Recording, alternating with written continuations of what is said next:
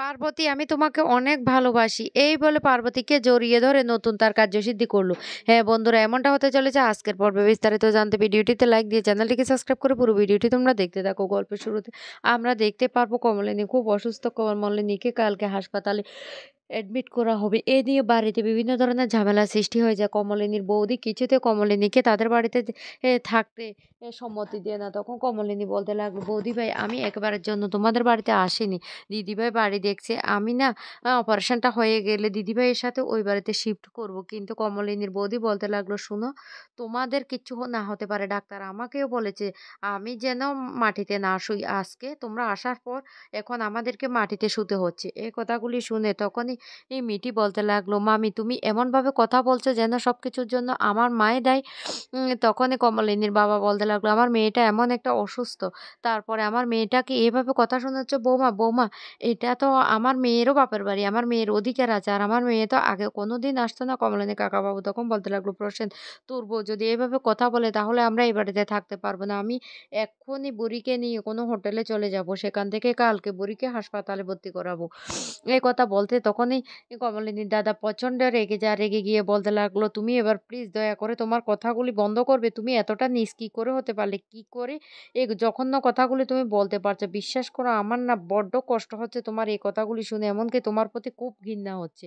কমলিনীর বৌদি তখন বলে উঠে, কেন কেন আমি বলবো না, যেটা সত্যি সেটা। আমার মা বাবা তো বাড়ি ভর্তি লোক দেখে আমাকে বিয়ে দেয়নি।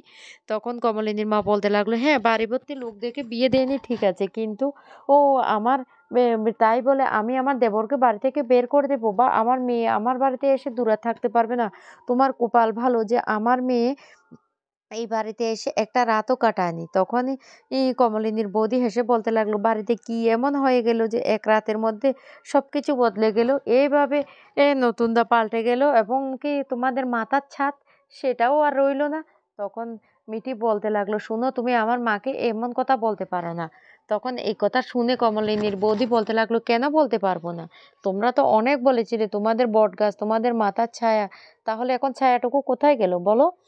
তখনই কমলিনী কোনো জবাব দেয় না। এরপরে বলতে লাগলো, তোমরা কি ভেবেছিলে তোমার মাকে নতুনদা বিয়ে করে ফেলবে? তিনটা ছেলের এত বড় বড় ছেলের মা তাকে বিয়ে করে ফেলবে? কমলিনী তখন বলতে লাগলো, বৌদি ভাই তুমি আমাকে এভাবে অসম্মান করো না দয়া করে। আমি না তোমাদের বাড়ি থেকে চলে যাব, প্লিজ তুমি এমনটা করো না। তখন সেখানে মিঠিও চলে আসে, আর মিঠি আসলে মিঠিলকে দেখে কমলিনী বলতে লাগলো, মিঠিল তুমি কি দরকার ছিল কষ্ট করে এখানে আসার? তখন মিঠি বলে উঠে, মিঠিল দি তুমি এখানে কেন এসেছো? এমনিতে এ বাড়িতে অনেকটা ভিড় হয়ে গেছে, তার উপর তুমি এসেছো, এবার তো আরো ভিড় বেড়ে যাবে। তখন মামি বলে উঠে, কি কি মিঠি মিঠি তুই কি এখন আমাকে কথা শোনাবি? মিঠি তখন বলতে লাগলো, কেন তুমি এতক্ষণ পর্যন্ত আমার মাকে অপমান করেছো, আর এখন আমি কিছু বলছি তাই তোমার গায়ে লাগছে? তখনই মামি বলে উঠে, কেন আমি কোনটা মিথ্যে কথা বলেছি? নতুন কাকু তো তোদের বট গাছ, তোদেরকে বট গাছের মতো ছায়া দেয়, তাহলে কি এমন হয়ে গেল যে বট গাছের ছায়াটা হঠাৎ করে এইভাবে তোদের মাথা থেকে সরে গেল? এ কথা বলতে তখন নতুন সেখানে চলে আসে আর বলতে লাগলো, আসতে পারি? প্রশান্ত তখন বলতে লাগলো, আরে নতুন দা তুমি আসো আসো। তখন বলতে লাগলো, আমি এসেছি এই কাগজপত্রগুলি সই করাতে। এই কথা শুনে কমলিনীর কাকাবাবু বলে উঠে, কি ভেবেছো আমার বুড়িটা কালকে হাসপাতালে ভর্তি হলে আর ফিরে আসবে না, সেই জন্য তাড়াতাড়ি করছো?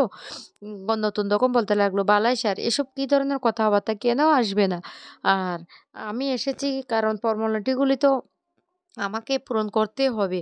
আর আপনাদের মেয়ে তো নিজের স্বাধীনতা, নিজের আত্মসম্মান বোধ নিয়ে থাকতে চায়, সেই জন্য আমি এ কাজটা করতে বাধ্য। কারণ আপনার মেয়েকে জিজ্ঞাসা করুন, আমাদের যেসব প্রপার্টি আমার সাথে আপনার মেয়ের নামও জড়িত আছে সেগুলি আমি যদি আলাদা না করি তাহলে আপনার মেয়ের আত্মসম্মানে লাগবে। মিটি তখন বলে উঠে, নতুন কাকু ভালোই করেছো, যত তাড়াতাড়ি সম্ভব আমার মায়ের থেকে সইগুলি নিয়ে তুমি তোমার কাজটা সেরে ফেলো। তখন নতুন বলতে লাগলো, শোনো মিটি তুমি এখনো ছোট, তুমি এইভাবে বড়দের মাঝখানে কথা বলো না। মিটি তখন কান্না করে বলতে লাগলো, কেন নতুন কাকু সমস্ত কথাগুলি তো আমাদের সামনে হচ্ছে, তাহলে এখন আর আমরা ছোটই বা রইলাম কোথায়?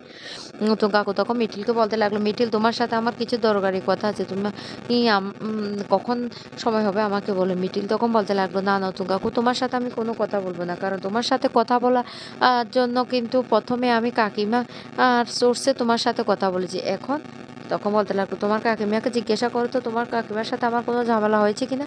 কোনো ঝামেলা হয়নি। তাহলে তাহলে তুমি কেন এইভাবে কথা বলছো? তখনই মিঠিল বলতে লাগলো, ঠিক আছে আমার আজকে সময় হবে না, অন্য একদিন আমি শুনবো। এদিকে কমলিনীকে বলতে লাগলো, কমলিনী তুমি কাগজগুলিতে সাইন করে দাও। কমলিনী যখন সাইন করতে থাকে তখনই প্রশান্ত বলে উঠে, এই নতুন দা এগুলি কিসের কাগজ? বুড়ি তুই তো একবারও দেখলি না। বুড়ি তখন বলতে লাগলো, না না আমার দেখার প্রয়োজনটুকু মনে করি না, কারণ আমার কি আছে, আমি তো ভিখারি। আমার থেকে যদি আমি কিছু নতুন ঠাকুরপোকে দিতে পারি তাহলে আমি নিজেকে ধন্য মনে করব, কারণ চিরকৃতজ্ঞ আমি নতুন ঠাকুরপোর কাছে। সময় নতুন ঠাকুরপো আমাদেরকে দিয়েই গেছে আর আমরা নিয়েই গেছি, আমরা কোনোদিন কিছুই দিতে পারিনি।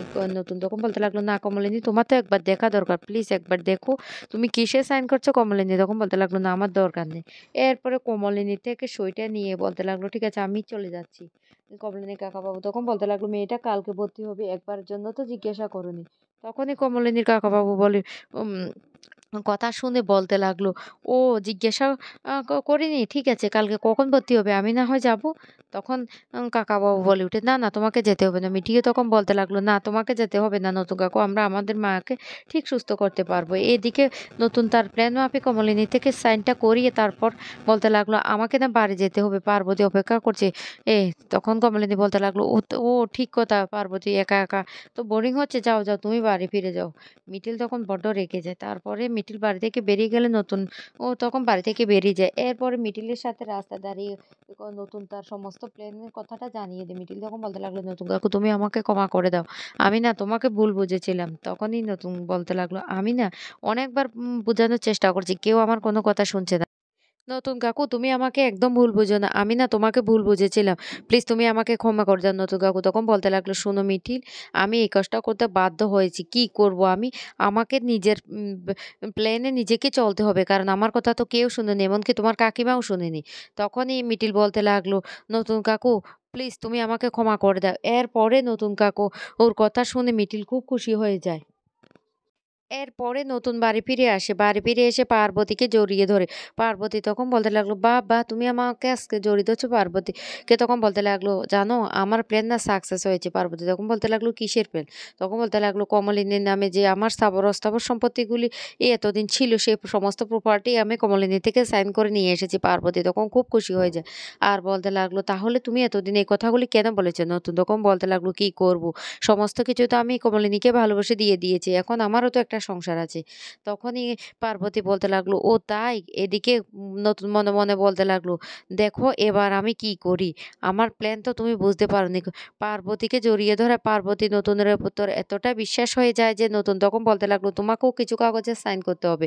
তখনই পার্বতী বলতে লাগলো, তুমি যাই বলবে আমি তোমাকে সাইন করব।